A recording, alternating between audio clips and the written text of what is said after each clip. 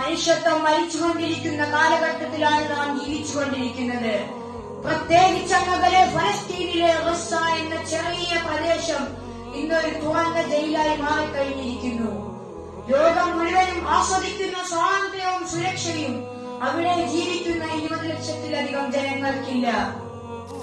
ആകാശത്തു നിന്നും ബോംബ് മഴകൾ പെയ്യുന്നു.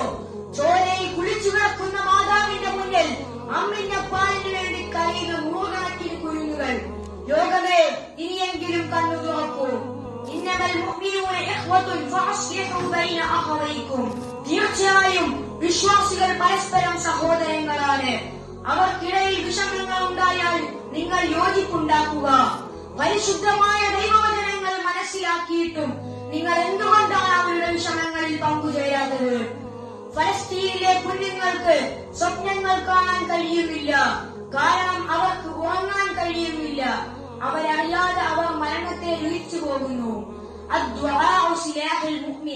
ദുആ മുഅ്മിനിന്റെ ആയുധമാണ് എന്നാണ് മുത്തുനബി നമ്മെ പഠിപ്പിച്ചത്. നാം പ്രാർത്ഥനയിൽ അവരോടൊപ്പം പങ്കുചേരുക. ലോകത്ത് മുഴുവനും സമാധാനം നിലനിൽക്കട്ടെ എന്ന പ്രാർത്ഥനയോടെ ഞാൻ എന്റെ വാക്കുകൾ ചുരുക്കുന്നു. അസ്സലാമു അലൈക്കും.